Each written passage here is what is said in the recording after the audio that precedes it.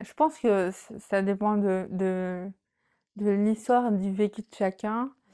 Moi, mon intimité, elle a évolué au fil de ma vie, de par mes expériences. Et donc, effectivement, accueillir des personnes que je ne connais pas, qui sont étrangères, au premier abord, ça n'a pas été simple.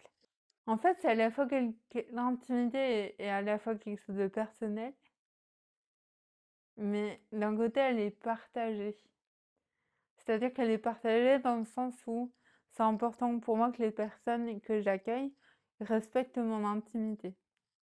Ça, c'est c'est particulièrement difficile. Et puis, ce qu'il y a, faut arriver à créer un climat de confiance.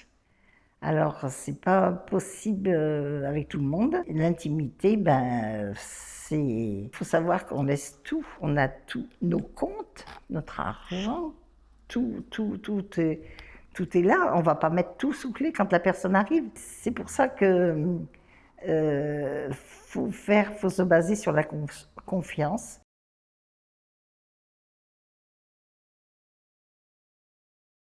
Bah, des fois, je ne me pose pas forcément de questions sur ma vie intime, donc ça m'arrange. Mais sinon, ce qui est cool, c'est qu'il toque.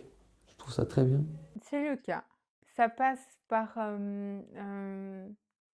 ça passe par une relation de confiance avec la personne. Ouais, ça c'est vraiment le plus important. Et c'est aussi pour ça qu'au début, c'est pas simple quand on connaît pas les personnes.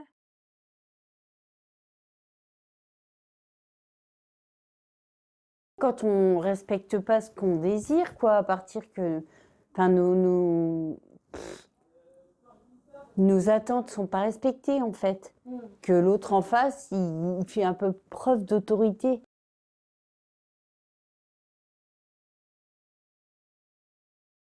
Par exemple, des personnes qui venaient chez moi qui me racontaient ce qu'elles avaient vu chez la personne précédente. Alors je me disais, ben, elle doit faire la même chose avec moi. Si vous êtes en train de regarder vos comptes sur votre écran d'ordinateur, elle vient derrière vous, quoi. Un jour, c'était midi, j'ai des amis qui sont arrivés, on a sorti les verres pour prendre l'apéritif, et ben elle a pris une chaise et s'est mise avec nous. Elle n'était pas invitée, hein. J'aurais, j'aurais pu, si elle n'avait pas fait ça, sans doute que j'aurais proposé un verre, mais à la fin de son service, quoi. Mais là, tout le monde, mes amis, ont été outrés. Ce que je dis avec les gens, ne regarde pas la personne qui vient chez moi, une personne que je ne connais pas et que je ne sais pas, comme je vous disais, si c'est une personne qui va tout répéter chez les autres. J'essaye de mettre un truc en place, c'est le tutoiement, basta. C'est fini ça. On arrête de tutoyer les personnes si tu veux.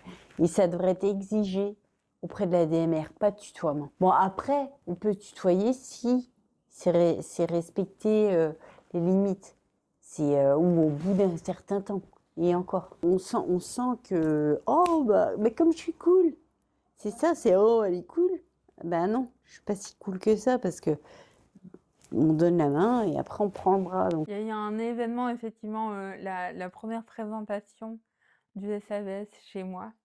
C'était vraiment dur parce qu'ils sont venus à 3. Il y avait 3 personnes.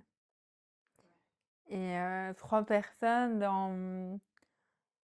dont un homme et moi en tant que femme seule qui ai vécu des formes de violence sexistes par le passé. Ouais, ça a été dur. Et puis c'est un contexte qui reste institutionnel. Et donc c'est vrai que quand 3 personnes arrivent chez soi, on a l'impression que c'est une institution et que tu débarques à la maison, quoi. C'est beaucoup. Et je pense qu'ils faisaient pas mal, ils s'en rendaient pas compte. Par exemple, la présentation du SAVS, il y avait une stagiaire. Et en soi, j'étais pas du tout contre d'accueillir une stagiaire.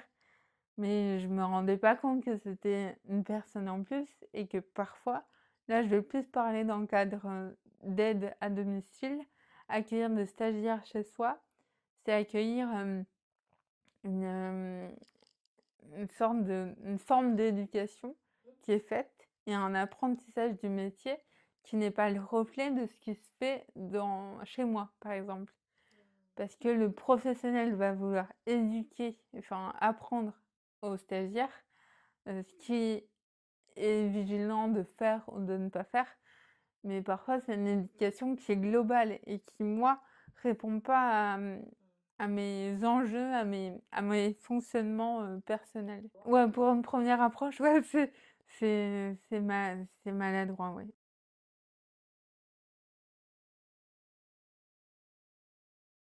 Ah, c'est leur boulot, donc ils sont bien obligés de rentrer chez moi, hein. Si je voulais personne, je les ferais pas intervenir. Si j'avais pas voulu d'eux, j'aurais été en capacité de pouvoir le dire, quoi. Il y a quelques mois, je pouvais le vivre comme une sorte d'intrusion. Aujourd'hui, c'est moins le cas. Ça prouve aussi que je me suis ouverte à ces démarches-là et à l'accompagnement social. Il y a aussi un coût social. C'est un coût social d'accueillir des personnes chez soi, parce que c'est une forme de... faut être conscient, faut rester conscient à ce moment-là, autant la personne que moi, que c'est chez moi.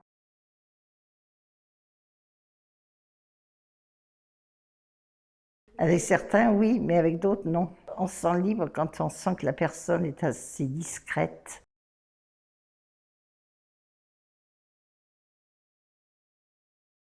Ne pas insister sur les questions et continuer à toquer avant d'entrer.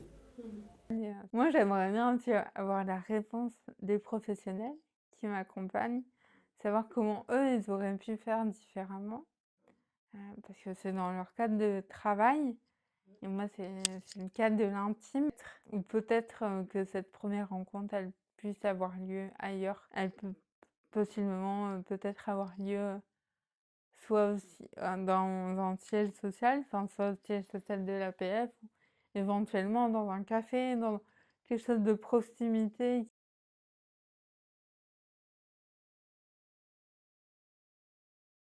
Merci.